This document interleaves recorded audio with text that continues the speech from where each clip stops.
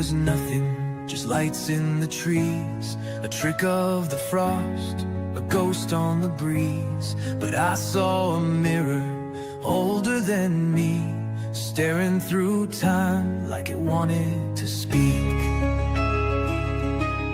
The forest went silent, the world held its breath. Something was watching beyond life and death. We stepped through the green, boots breaking the seal, not chasing a light, but something too real.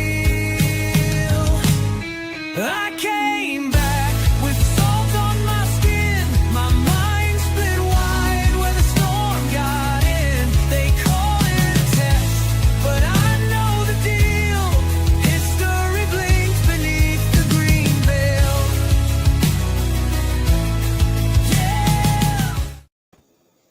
And good evening, everyone, and welcome to another preview review show of the Green Veil. John, how are you tonight? Doing good. How are you? Good. Hanging in there? Huh? Hanging in there? Because you had some tough weather there, I think, tonight. Yeah, we're getting rain finally. Just rain, no thunderstorms, no severe weather? No, nothing staying south of us, thank goodness. But Good. We're supposed to get a lot of rain tonight, so we need it. So. Well, there is something that hasn't changed since last week, and that's lack of information coming about Atlas, 3i Atlas. Nothing, John. Crickets. Yeah, the only thing I've seen is that people are starting to say that there's something surrounding it. There's somebody saying a picture was leaked, and it shows other objects around it. Other than Exactly. That's what I seen too, that there was other objects around it. I mean, for me personally, it's a comet until proven otherwise. The likelihood it is probably a comet, most likely, but until we get more information, there's so much speculation of what it could be. Obviously, even the many astronomers are saying the likelihood it's a comet, but what if it's not? Well, I think my question is, if you go right down to it, why would Javi Loeb want to stick his neck out like this if there wasn't something more to it than it being a comet? It doesn't make any sense, because ultimately he has hedged his bets and said 40%. But at the same time, if he didn't think it was something more to it than just being a comet, why would he stick his neck out? There's something that the data is showing him that he's concerned about. So, and then the government itself, all the governments have refused to. That's the thing, John. ESA, again, we said it last week. I thought we would have something by this week and still nothing. I mean, This is just, it's bizarre to me that we haven't gotten more information from the observations that they made. I mean, what is it now? 2 weeks? It's going over 2 weeks that this. Yeah, third, I believe. Yeah. They have not. There's been, other than they've said there was a picture leaked out that showed other objects around it, which was never verified. Another object that people are talking about is the Comet Swan 2025. Right. And a friend of mine, you know him as well, Mark D'Antonio, he actually took an image last night. And this is it right here. Isn't that amazing? Isn't it supposed to be starting to turn blue? Well, he took this image last night. So I don't know. I mean, I read about that today, and they said that it's going to start to show more and more blue in it, is what somebody said. So. But that's an awesome image he got last night with his telescope in Arizona. Right. So for folks that are interested in that, I know it's a little off topic, but he will be streaming again tonight at 10:30 p.m. Eastern. His channel on YouTube is Sky Tour Livestream. So if you want to go check it out, he's going to be focusing on Comet Swan. But right here, we're focused on the Green Veil. Yeah, but that comet is, I didn't know. When did this come out? This is just all of a sudden. This is more recent too. So no one talked about this comet until now? Yeah. So the interesting thing with that is that what I read today was they said it's going to, as it gets closer to the sun, right? And is it not supposed to pass inside the Earth? I mean, the moon, inside between the Earth and the moon. I did not hear that. I I heard thought I read something like it's going to be close to the Earth. It's going to come between the moon and Earth. Well, that could go back to the Hopi prophecy and the Blue Kachina star. I've heard it being referenced to that, the Kachina. Yes, I have heard that. That people. And isn't that crazy that you have this pop up, 3i Atlas pop up? Our governments are talking about it, and it's just a little strange. I believe this one's going to make its closest approach by October 21st. Right. And then we have the 29th on the calendar. And I don't know, John. I don't know when we're going to start getting information from this. Well, according to what it's crazy. No one sent me, and the guy may still be reporting on it. There's a weekly or every 2 or 3 days, some guy seemed pretty level-headed about talking about what they were observing, what was going on. He said that Mars was the closest we'd get a look at it until, even if it pops out from around the sun, they're not going to get another close look at it until December. So it's basically whatever they saw when it passed Mars is the last they can say about it until December, when they're supposedly get a better look at it, other than where does it pop out from around the sun, I guess. And then Avi also made a reference that it may be hollow or it has pockets in it because the gravitation field doesn't make sense. It just doesn't make sense. Now, if that's true, could that, when it slings near the sun, could that change its direction? Well, that was one of the speculations that it's going to come out from around the sun, not where they think it is, and it's going to be in line to come straight towards the Earth. That's what some people have been speculating. But you have to think about it from a scientific perspective. If it has different density, it has different effects when it goes near the sun. I mean, what they originally thought of its true trajectory may change based on the actual density of 3i Atlas. It may. The sun, in other words, the sun may have a more of an influence on this object. So I think right now, unless they have access to the data, and I'm sure they do, and I'm not just talking about NASA, but the ESA and others, we're just not going to know until they tell us. And I don't even know. It's so quiet, John. This is so bizarre. It's like they're all working in tandem to keep this hush-hush for now. And I'm trying to figure out why. You know? There's a whole all possibilities of prophecy. I've been busy this week, so I haven't had a chance to see as much as I would, but I don't know. Has Javi said anything this week? Not that I'm aware of. The last thing I heard was when he mentioned about the possibility of it being hollow. Okay. And then and it's spewing water like a fire hose and all that stuff. And that's what this other comment's doing too. That was part of the article I read. It's spewing water off of it, which is not normal, I guess. I don't.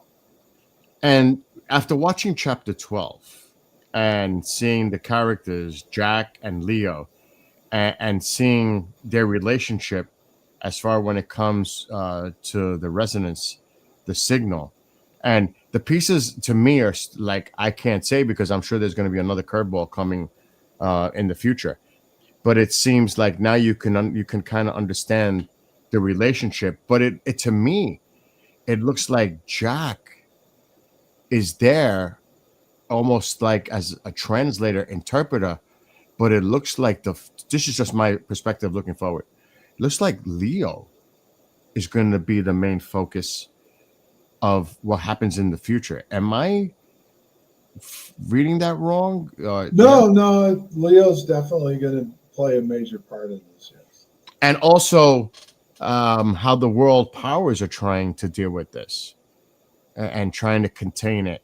And it's typical. It seems like they're all talking the talk, but meanwhile, they're plotting behind the scenes to try to figure out a way how they can manipulate or try to understand what this technology is. And of course, the possibility of the weaponization of it. Sure. I mean, this came back after Blue Book, there, I forget again, I don't have the notes in front of me, but there was a particular time where somebody was involved and China made the statement. I forget who this guy was. He's, deep in government stuff. The Chinese said they will come forward with that they know about. They called it UFOs at the time, the day the United States opens up to what they have. So there'll be a close second to talk about disclosure of what they know after the United States opens up to what they have. Well, as you can see, the United States isn't, and when I say by the United States, the interior of our government, the secret squirrels that are in there have no desire to let out anything that they know about what UFOs/UAPs are and what we've done with them and what we are capable of using them for. I'm gonna, because I know I can speak to you like this because you're a very direct and blunt individual, and that's why I have the utmost respect for you. And I'm just gonna ask, the things that we see in this fictionalized series, they are based on connections to actual events, correct? Sorry. The reason I ask it. No, it's not that at all. It's how do I want to word this? There's a lot of factual stuff in this series. And what I mean by factual is things that have been presented to me or have happened, or research has pointed towards technology and its capabilities. Okay. Now, the thing that I did, and I've said this from the very beginning, was so much of it most people aren't even aware of, that it's really hard to put it in a book because your eyes will glaze over. So my thoughts were to make it into this type of presentation so it would tell a story based on science fiction. But if you really go back on all these science fiction shows, a lot of what's been in these shows are happening today from the past. So when we speak about this time distortion, I'll call it a time distortion bubble. When you were in the woods, is this similar, or do you have recollection that this is something similar that is being discussed in this chapter to what you experienced there? Well, that's what I mean by documents and stuff. When after it happened, there'll be questions. What happened? Well, there was static electricity. Things slowed down. A watch is 45 minutes slow.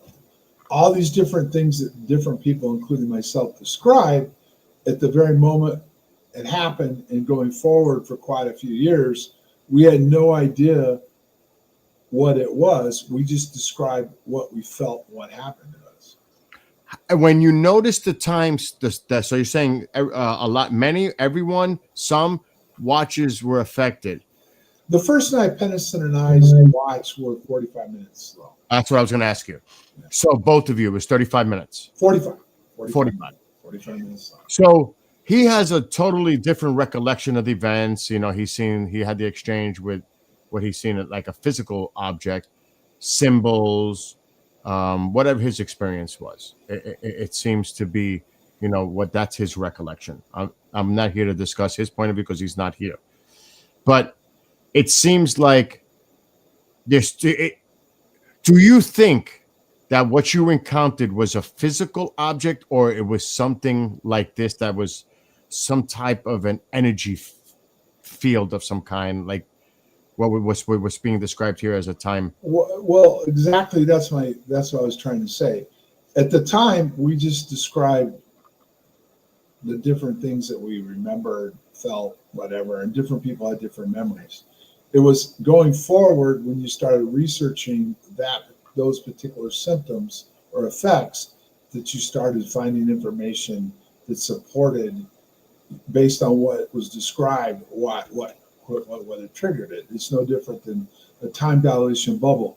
And that's part of the equipment that was out there in that forest, whether they directly knew at that moment they were trying to do that, or as a guy that I know that works inside government said, it was just like we talked about before.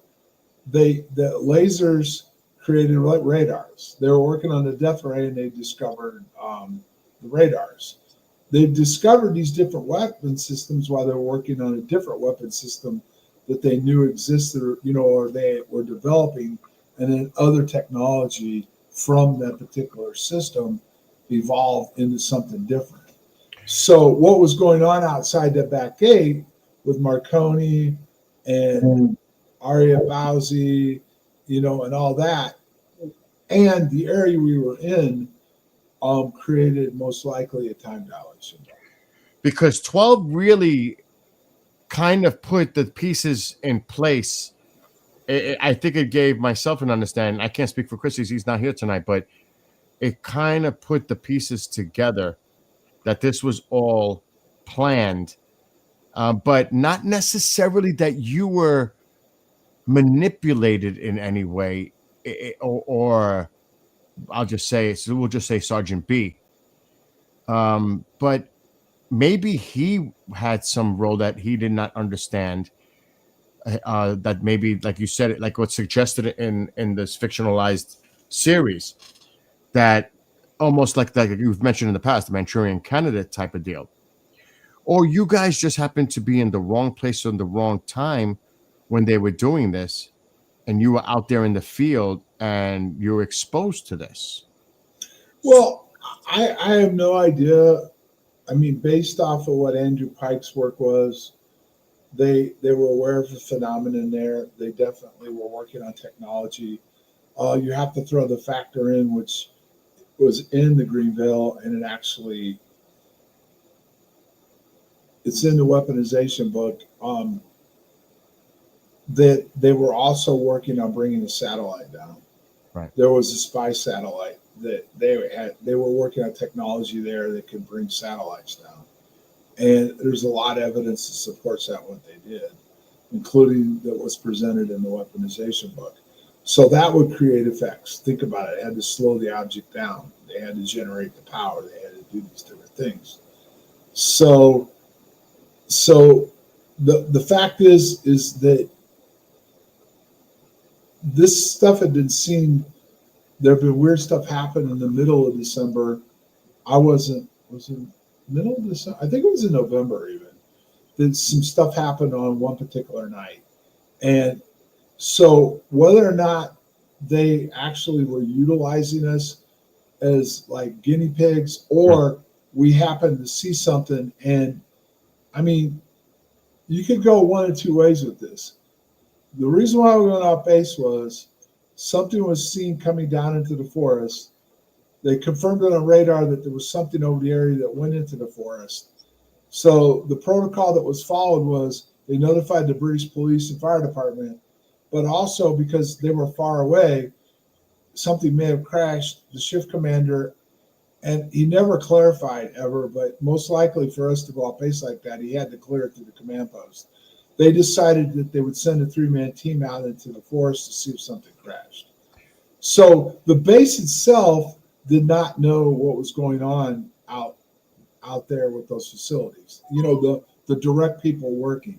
So did we get sent out there by our command to be guinea pigs? No. Now, whether or not the people out there running the stuff wanted us to come out there, or it was just the way everything came together, we went out there and they didn't even think we would because it was off base. And then once it happened, the old saying, never let a crisis go to waste. Mm-hmm. So once we went out there and they saw shit happen to us, then it evolved from there. It could very well be. But do you believe today that this was an actual secret test, a test of some type of weapons platform? Yes. Definitely. Definitely not. I mean, there was involved the phenomenon. I'm in the middle of FOIA right now, and the latest is with the MOD. They told me I asked for too much information, right? So I'm doing different agencies, and the last one that came in was there's 3 outstanding right now. One of them said narrow it down. So I narrowed it down in scope, because they said they had so much data it would go past their cost limit. They have so many hours they can do it, and then they won't do it above those hours. Mm-hmm. Like The American government will say, well, we'll give you a quote and you'll pay for it. The British say, if it goes past these hours, we're not going to even do it. So they said, narrow your scope, right? They told me that. They said, we're advising you under whatever whatever thing that they have, section or whatever they call it, that you can narrow the scope down. So I narrowed the scope down to this one agency, and they came back and said there's nothing on file. Now, how can that be? I mean, really? No, because 1 minute they said there was too much data, and now they're saying there's nothing on file. Right. The other two agencies that I've got stuff with, which again, they told me to narrow it down. It took them 12 days to answer the fact that they received it and they were considering FOIA. And I'm curious to see if they're going to, there's very specific questions that will not take 24, I think it's 24 hours, that anything above 24 hours, then they cut it off. These two questions that are one or two different agencies are not going to go over the 24-hour threshold, or it's the mother load. And again, but the point being is this one agency just said, well, there's nothing on file now. So they're hiding all this technology and what they had and what they were working on out there. And obviously we're in cahoots with the United States government, because that's where I was going to go with this next. Excuse me. Obviously, there has to be documentation of this event somewhere. There has to be a record. Oh no, they have the files. They've admitted that. They hold the documents. It just is there's so much of them that they don't. Who has it? The MOD or us? The MOD has it, but I'll give you another example. This was FOIA I did over a decade ago. Okay, and I asked specific questions about, are they weaponizing UAPs? And surprisingly, I got an answer back. And they said yes. Do you have that documentation? Yes, I do.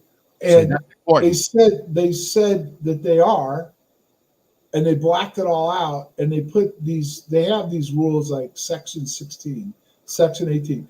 And one of the things that they said that they couldn't talk about what's in it had to do with international relations with other countries.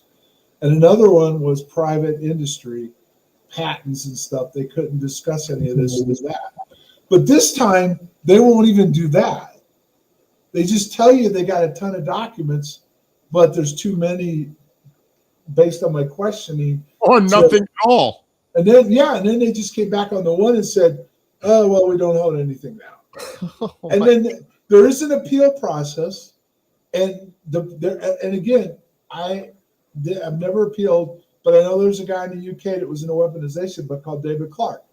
He actually, when I got the MOD like over a decade ago to admit they were holding more files, they came out and said, and Clark was the guy that came out and did it. He said, all documents have been released by the MOD now. Mm-hmm. Everything they have on UFOs have been released. Well, I got a FOIA in, and they said they hadn't released everything. So at the time, I was going back and forth with them, and then they sectioned me and said, we won't discuss it any further other than we will release the documents eventually.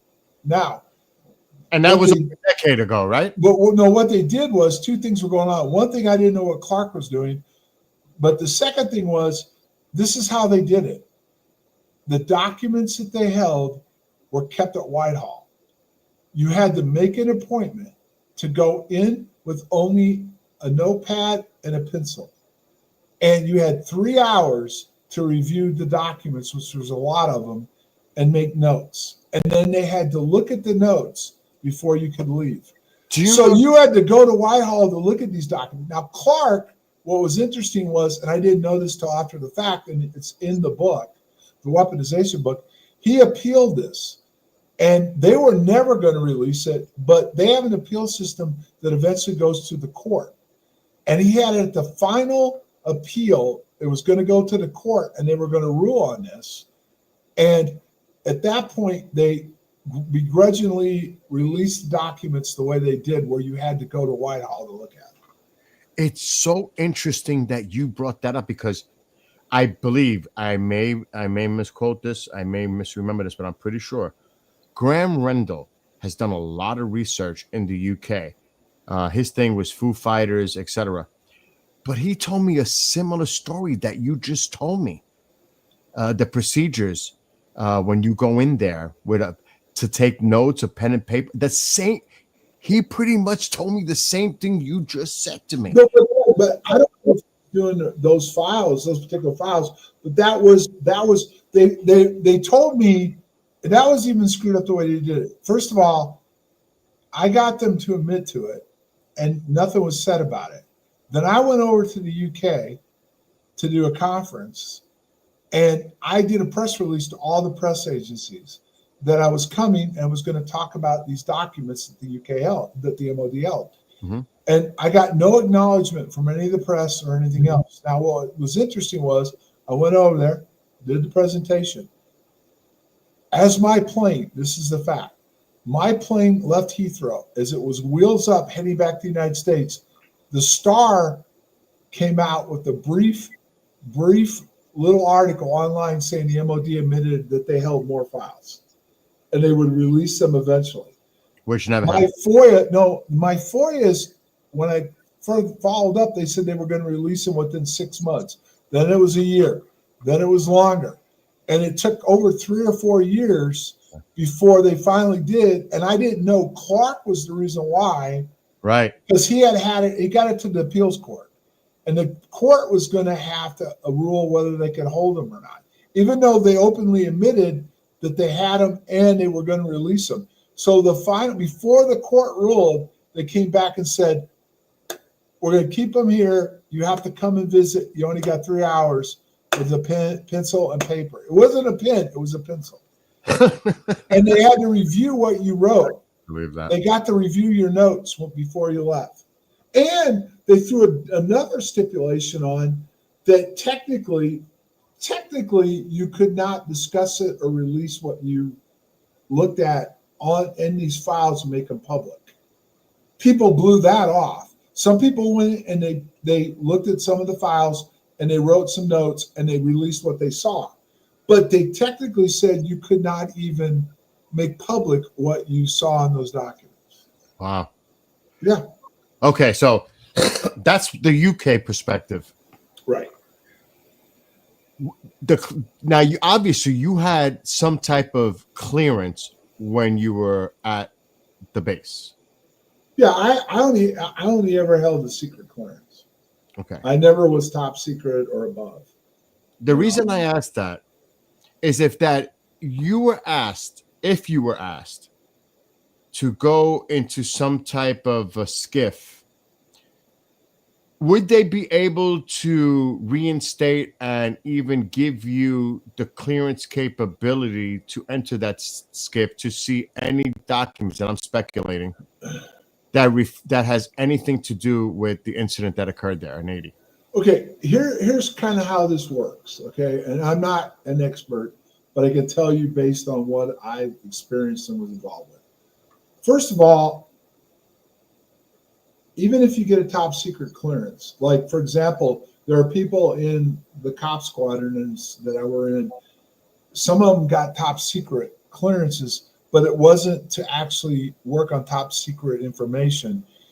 Some of it was, if you were like, say you worked at SAC headquarters at Offutt, and you were like the elite guard, you would be there sitting there and you might overhear some conversation, or you might be asked to handle a document or stand guard in a room where classified material was being talked about. So they gave those people TS, or people that were going to, like, for example, you always had to have somebody in each flight that had TS, because there were times when the command post would get top secret information sent to them. You would have to go over, and it was all sealed up so you couldn't see it, and you would have to pick it up and bring it back into a unit where it would be locked in their safe for review by the person that had top secret. You weren't even going to see what was in it or know what it was, other than it was top secret. But you couldn't even handle the information unless you had a TS. So if it was secret information or classified, I could pick it up.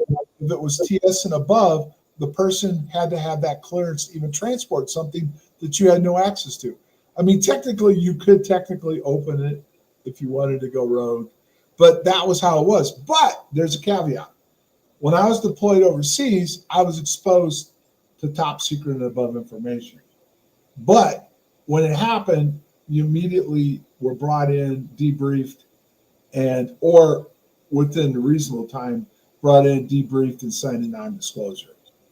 Okay, so there were times when you were in AORs where you could be exposed to stuff above your clearance, but you didn't have the top secret, but you would be involved in or exposed to above top secret stuff. Okay, and at any time, they can upgrade your clearance. Okay? That's But technically, normally you have to go through each clearance has to go through a high-level background check. But there are cases where they can do that. Yes. so. Can the Gang of Eight? I mean, obviously the president has executive powers. But they hold stuff from him all the time. The president has not seen all the Epstein files. The president has not seen all the Kennedy files. The president has not seen all the UFO files. There's other stuff that's gone on that the president, for whatever reason, hasn't either wanted to or been given access to certain information. So technically, the president doesn't have a clearance. He's the elected highest official in the country.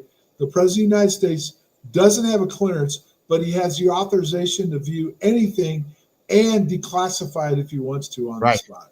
Correct. But that doesn't happen that way, because here's what happens. He may know about something and the CIA has it, and the CIA will not give him the information to declassify. He may get a brief, but he won't get the documents. So even then, he can't release the documents for people to view. So these agencies will hold back classified material from the commander-in-chief. They have. It's been documented. They've done this. Okay, but can't the legislative branch have a role in that? They have less say than anything. Really? There's only a few people. That's the whole thing. I'll give you an example. It just happened. It has nothing to do with some highly classified material. I'm in the process of trying to get my will and everything done, finished up and everything. So when I pass, it's easy for my son. I needed a certain document that I've never had access to. I live in Illinois now, so I had to go through my congressman.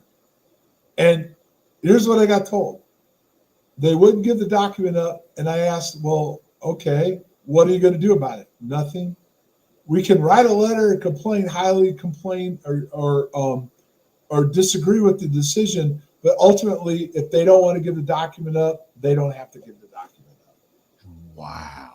And this goes on with everything. Like all this stuff Grish and these guys are saying, the unit that holds the documents that are classified have the final say in whether they're released or not. And you would think the president could force their hands, but there are cases where he hasn't been able to do that. Wow. That's just... And Congress does not have the oversight they claim they do. Yeah, that's the why... only thing they can do, they can cyclically say, all right, CIA, if you won't cooperate, we're cutting all your funding. So but you realize that they did that, if they got enough people to do that, to vote for it, then if something went wrong, guess who would be at fault? Not the CIA. It would be the Congress people that withheld the funding and didn't let the CIA do their job. So really, and this is what I mean, a lot of people have speculated out there. It's not legislative. It's not judicial. It's not executive. It's the military branch. It's the agency, CIA, DOD, Pentagon, etc. They're the ones who really control everything as far as information getting released, the classifications, who gets access. Is it them that makes all this determination? Right. And technically, Tulsi Gabbard is in charge of all these agencies. Okay. But even she hasn't been granted certain access to certain documents from certain agencies. They can withhold this. And what are you going to do? What are you going to do? Is it the need to know? I'm not there. I don't know. I have no idea how these all play out. I can tell you what happened personally with me. Right, with your case. When I went for my settlement, okay, eventually we proved without a questionable doubt I was in from 79 to 81. They stonewalled, including the Air Force, and claimed I was not in the Air Force from 79 to 81.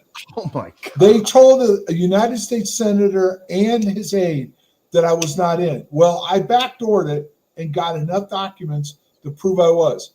So then they came back and said, okay, you've proved now that you were in 79. They knew I was in from 79 to 81. For real? And so then they said, well, withdraw your appeal, because they denied my claim based on the fact that I wasn't in the Air Force from 79 to 81. They denied it. They blatantly lied. They lied to the senator's office, to me, to the appeals agency, and everything, and said I wasn't in. Well, I got around it, and I was able to prove I was. Then they came back and said, all right, because I was already in the appeal process, and we'd already filed FOIA on different things to include, is there a classified record section? We want it in writing if there is, which we did. We already had it in writing, but we wanted them to say my records were held in the classified record section. They would not answer. Time out. Yeah. Time out. Before you go, because this has got me like freaking out. But because you served as security at the base, right? I was in law enforcement special operations. Yeah. Right. So A9. obviously, A9 special operations. Obviously, they know you're there. You're part of the security apparatus.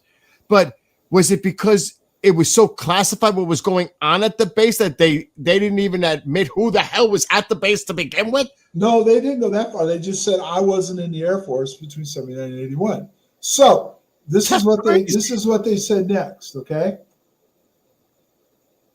Because there's an agency that when you appeal, it's run by the state, and this guy could look at my files closer, and he said, "Oh, you've been in a lot of classified stuff." I go, "Yeah," and he goes, "And they're withholding a lot of documents on you."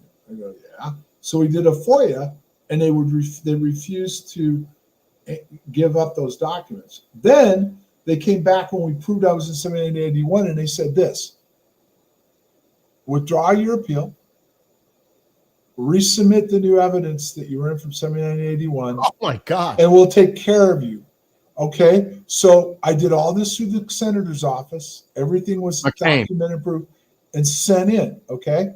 I told Cheryl at the time, I said, this ain't over, Cheryl. She goes, we've got them now. They're going to have to take care of you. She guaranteed it. I said, nope. Watch what happens next. I don't mean to So laugh. this was in May. We did all this stuff in May after we forced them to admit I was in. And they issued a generic DD Form 214 saying I was in from 79 to 81. In July, I got a letter from the VA saying, thank you for withdrawing your appeal. Your case is closed.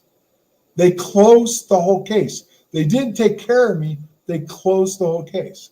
So here's what goes next. I call her up. I get the letter that afternoon, and they're 2 hours behind me. I call her up. I said, I told you, and I told her exactly what happened. And she went ballistic. So she called the VA right away. And and again, I wasn't on these phone calls. I don't know who she spoke to, but she had access to people in the VA that were up in good higher positions. And she got the person that held the authority for the Phoenix region. She got to that level that day.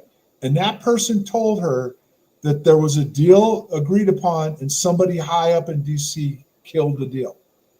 So did you find out who that was? No, well, she didn't tell me. Okay. So here's what we did next. We immediately went and wrote an inspector general. We immediately filed an inspector general complaint, and they got in the middle of it. Well, what happened with that was it ended up at the Department of Justice. So the Department of Justice was involved, and so was the Inspector General. Both of them could not give up my files and could not approve whether or not I got my disability. So here's how it played out. At that point, McCain was directly involved. He told the IG, Department of Justice, and the DOD, either this gets settled immediately or I'm going to come in and hold full hearings on everything that's gone on with this and with Rendlesham. And that was in August, and I had my settlement by January. Dude, okay, before I jump and I go overboard with this, is this commonplace with other veterans similar to your situation, or do you think because of the sensitivity of what happened at Rendlesham and your specific involvement with this, that you're a special case where they really do not want to give you any information regarding your I can only speak on what I've been told by other veterans, that because I have no access to their cases. Right before I was moving back to Illinois in May, this is when the appeal was filed. They brought me down to Phoenix. McCain was holding a press conference. I was there with 3 other veterans. There was myself and 3 other veterans.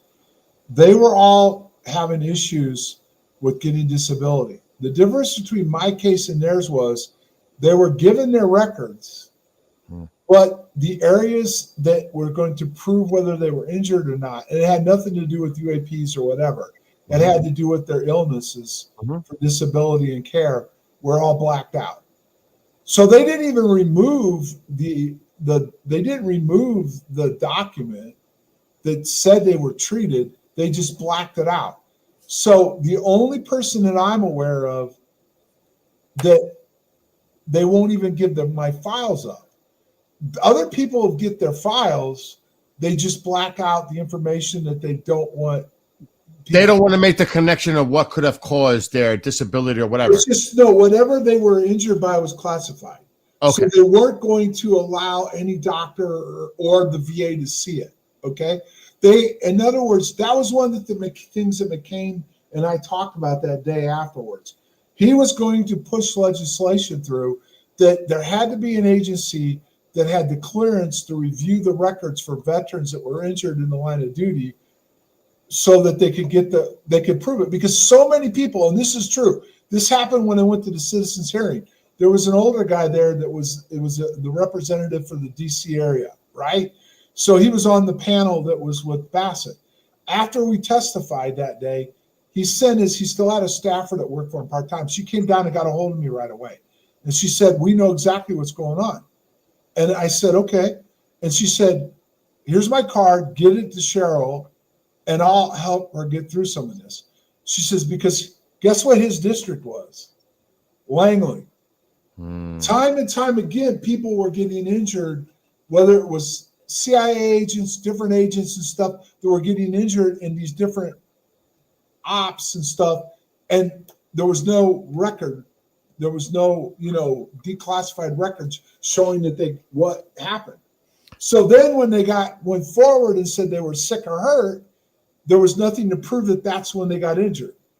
And that's something that went on with the Havana syndrome that these guys have talked about too. They say some people have been injured by the Havana syndrome. Do you remember when they came out and there was an IG investigation and they said it was clear people were injured by the Havana syndrome? The DOD said, no, that is not the truth. That is not what happened. And we're not. Got me pissed now. Yeah. We're not going to recognize, even when the Inspector General said there's enough evidence to support the fact that these people were injured by the Havana syndrome, the DOD said, no, you're wrong, and we're not going to take care of it. Okay.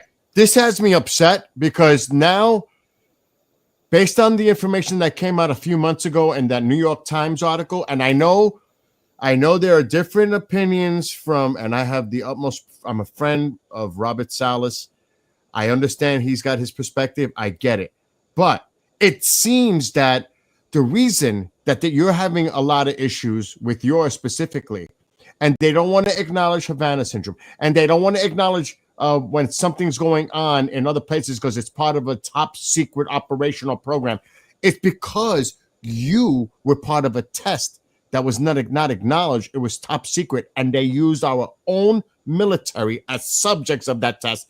And it's so sensitive that they don't want nobody to know what the hell was going on, because as a result, you got injured from it. They have to own up to it, and they're not going to let anybody know the reasons why you got injured, because it was part of a program that should have never happened with our soldiers involved. I think that now has something to do let's with it, break John. this down. Let's break this down between Salas's incident and mine, okay? But do you think that's possible, though? No, here's how I want to lay it out based on all the information that I've been able to go through. All right. Salas's incident took place, and so did the incident with the Nimitz, which everybody said they would never test technology on active duty military personnel. Exactly. There's vulnerabilities that they have to find out what they are and how to counter them, right? The missiles were actually, and that's why I was surprised the report came out, they were telling the truth. And that's the problem. When you lie so much, even when you tell the truth, nobody believes it, right? So the bottom line is they knew there were vulnerabilities that certain weapon systems could bring down our nuclear capability. Cold War? Well, Makes no, sense. but they knew that we were vulnerable to this situation. Right. Well, the only way they could confirm it one way or another was to test how it would be brought down. And they did. And my point about Salas and stuff, and people get mad at me, is they didn't see aliens. No one reported seeing little green men, biological beings, or craft. They saw plasmas. They saw UAPs. There was objects flying around like what we saw in Rendlesham Forest, somewhat the descriptions that were around that area. They had particular equipment that was there between the SAGE radar system and this generator system that was tied directly to the command modules that were on there. And they were testing the vulnerability of this equipment, and they brought it down. And the thing about it was no one got injured that I'm aware of. Maybe somebody did. I don't know. But I've never heard of anybody getting injured or hurt. The equipment went down. And one of Salas's excuses was, well, wait a minute. If we took it down, it would have been fried. Well, okay. So you're saying we couldn't fix something we were testing, but aliens came in and zapped it, and we figured it out in 3 days. We couldn't figure out what we did to it, but we could figure out what the aliens did to it. Okay?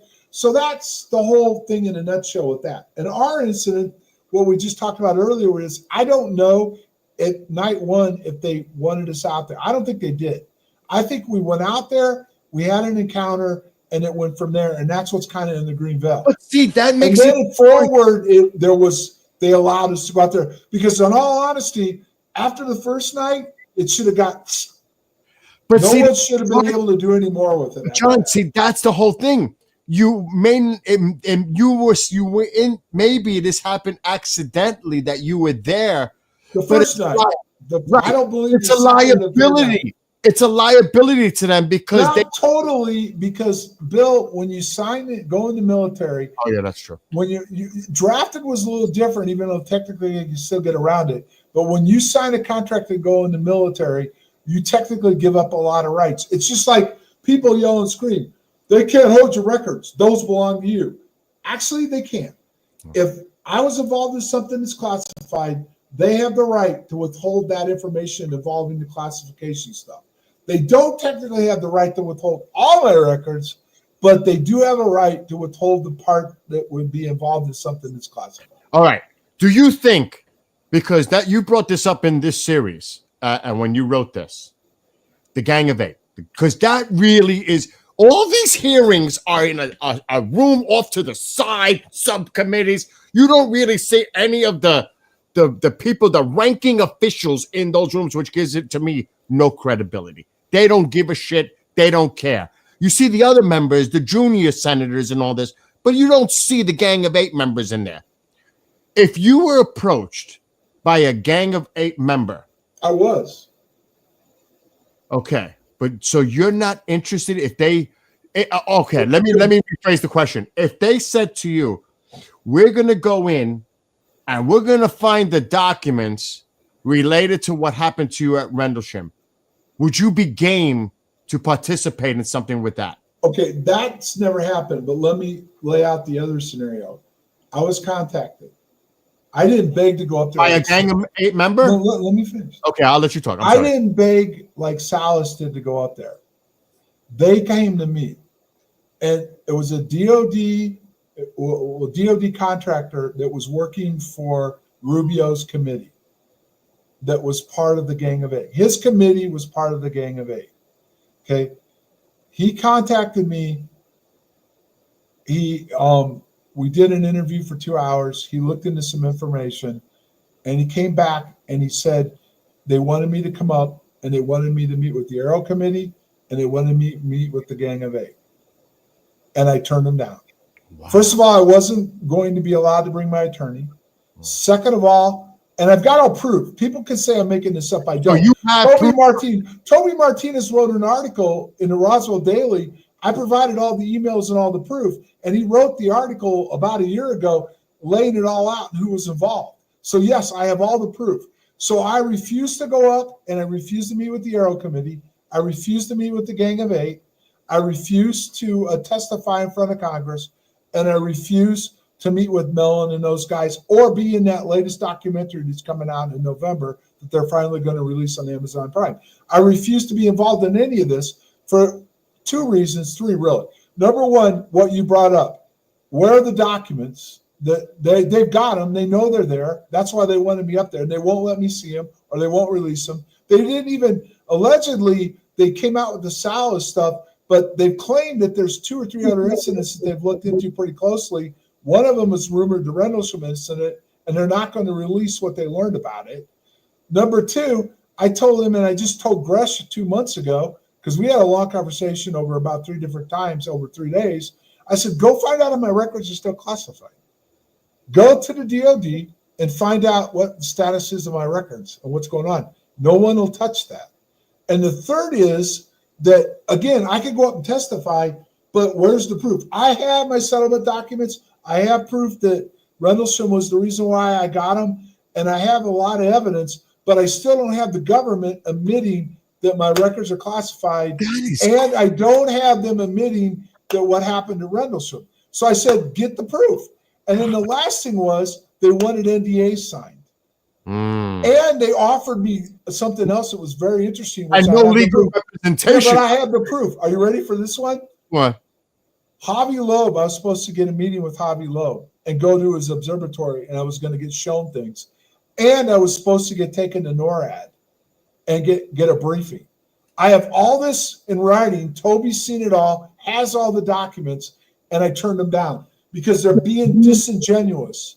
Every single time they go up there and they open their mouths, they lie or they lie by omission. And they mislead and they don't tell the truth. Okay?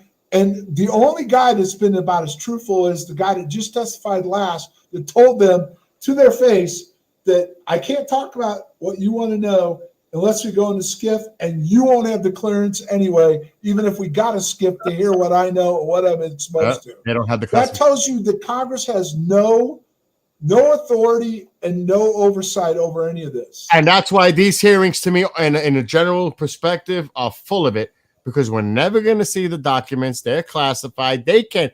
How are we going to see it if they can't even see it? There are, again, the Gang of Eight would have the most access to whatever. But even then, that has to be given up by the unit. That has to be given up by the person in charge of the documents. And if they say no, there ain't a dang thing that can be done about it, and they won't know and they won't get access to it. Are you aware?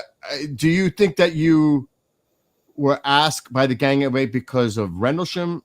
What happened there? Because if that's the case, are you aware of Adrian Bustinza or any of the others being contacted them to appear, or you don't know? I know Adrian wasn't, and I don't know if anybody else was, but as far as I know, no. I don't even think Halt was asked, because he never directly gave me a straight answer one way or another, but he was implying that he never was asked to go up.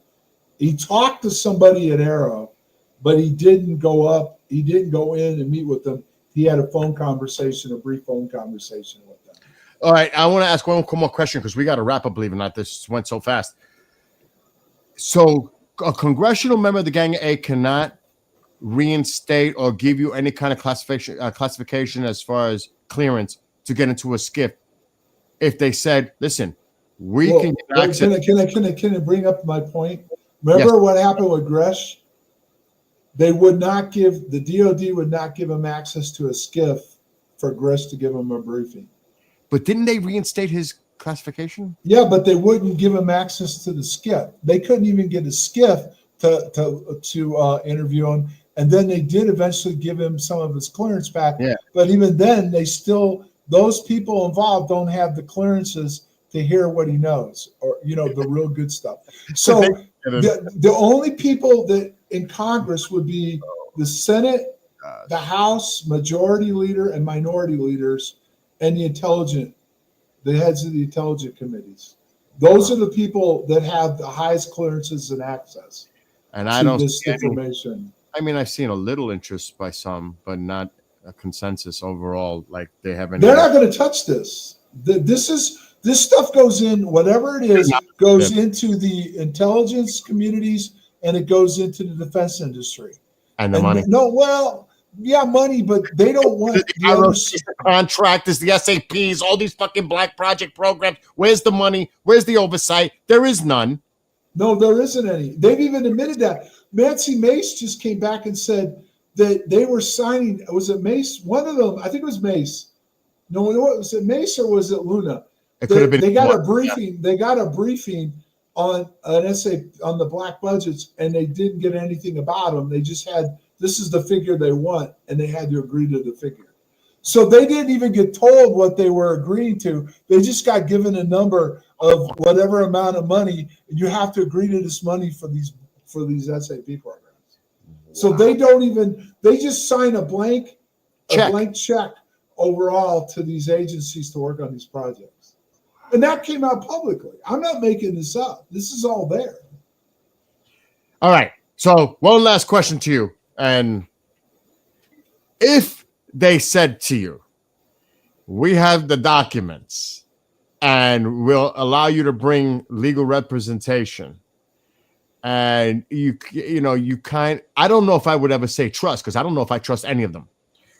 But if they made assurance to you that they would like you to testify at a hearing, but with the provisions that they will provide the documents of what happened at Rendlesham, would you do it? Here's the problem, okay?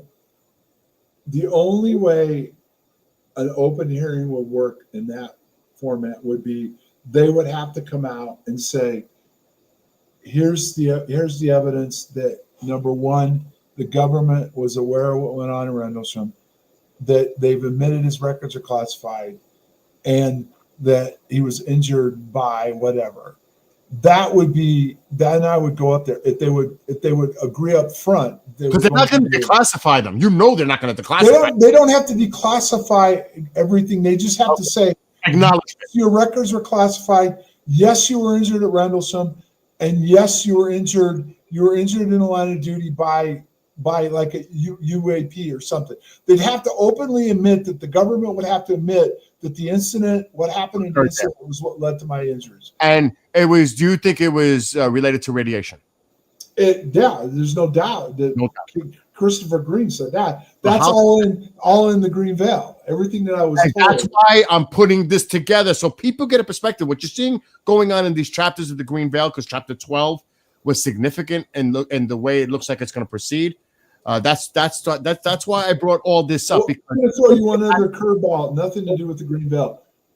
It just came out, and I don't have all the information yet, that 20 years ago, a guy wrote a book. I forget his name. I think his first name's Bill. I think it was told.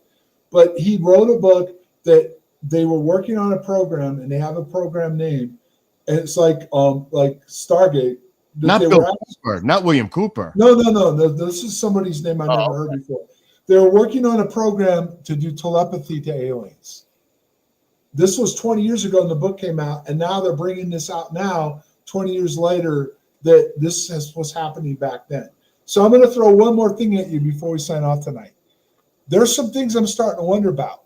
What anniversary is coming up in December, Bill? Yours. No. What's coming up? It'll be 8 years, December 17th, when the New York Times article dropped. Oh, that's right. Okay, think about this. If these remote viewing programs were real, and I say if because they claim they were, but there's never been evidence to prove exactly how well they worked or whatever else. Let's say they were able to, back in the past, 70s, whatever, see something coming up in the future that was a defining moment for humanity, and they've been trying to manipulate it ever since to make it come out differently than what they saw in the remote view. And it's 8 years. And guess what? The 17th is when the article dropped. The 19th is when the Three-Eye Atlas gets the closest to Earth. And that's when, who knows what's going to happen next. Dude, it is kind of weird when you see all these things coming together the way they have. It's all starting to come together. Yeah, you can't help but say this stuff doesn't totally add up. It just doesn't. Well, folks, that's our show for tonight. Make sure to check out the episode on Thursday, because if you watch chapter 12 and you kind of see everything's coming together, well, now you're going to see where it goes next. And I'm not going to give out any spoilers. Matter of fact, before we go, and I also want to say thanks to Keith Carlock for everything that he's done in regards. He's done an awesome job. Yes, and I'm going to put his information up here shortly. Excuse me. So you can go check out his work here, and it's bcss.rocks. Also, Rose City Sound Project on YouTube. You can see it at Rose City Sound Project. But yeah, John, it's cray, bro. I mean, I don't know what the heck is going on, to be honest. It's well, look what I wrote in chapter 12 before it came out. Oh yes, I'm glad that you brought that up, because I'm just going to give everybody a little hint of what's coming, the description. And definitely, if you haven't seen chapter 12, that is crucial that you do, because it kind of puts the pieces together up to that point. But now it looks like it's just, and it is mind-boggling when you think of Three-Eye Atlas. When you watch 12, you're like, and we'll talk about this next week, but he wrote that before it was even known. I wrote that in the spring. Yes, that's wild. Before Three-Eye Atlas was even being talked about. It's unbelievable. It's in there, and that's why I've said, and I don't disagree with people, because we had an argument a few episodes ago where this lady said it's just a comment. Okay, it could very well be, but why is Javi saying something possibly different? Why are other people starting to wonder the trajectory and everything? And last but not least, why is all the world governments staying quiet on what they saw go by Mars? Those are the three things that are getting very interesting to me. So, folks, stay tuned. Who knows? Yeah. Maybe the Green Veil is real. Maybe it's what's going to happen coming in December. And the next chapter, again, is The Watchers Below on Thursday, 5:30 p.m. Eastern. And I'm going to read it really fast because we have to wrap up. The walls of secrecy finally crack. In a secure debriefing chamber beneath Raven Rock, Jack Barrett and Sergeant B come face-to-face with General Ashburn. We all know who that is back in the past. Who? Tell me. That was the general. I can't remember his name. Williams, now. General Williams. Right. That was the one that went out there. And no, Williams wasn't out there. Halt was the colonel. Williams was actually a colonel at the time, but he made general right after the event happened. Wow. All right. General Ashburn, the man who lied to them in 1980. What unfolds is a revelation decades in the making. The object in Rendlesham Forest was never a craft. It was a sentient harmonic interface, rooted not in space but in time. As memories resurface and evidence long buried is brought to light, Jack realizes the feedback loop he opened 45 years ago was never closed. Across the globe, subtle anomalies, which I've seen chapter 13 to prepare. It is unbelievable, the stuff that's in there. Intensify, children speaking prophetic words, church bells ringing without cause, telescopes intercepting echoes. Meanwhile, foreign powers aren't just watching, they're tuning in. Russia and China are intercepting fragments of the signal, preparing their own attempts to interface with the phenomenon. Inside the NSC emergency session, President Rainier and top intelligence officials confront the growing global breach. If they lose control of the narrative, the phenomenon itself may change its tone. In the observation chamber, Jack and B face the truth. So this is coming Thursday, and I'm telling you, I seen it. I was like, "Wow!"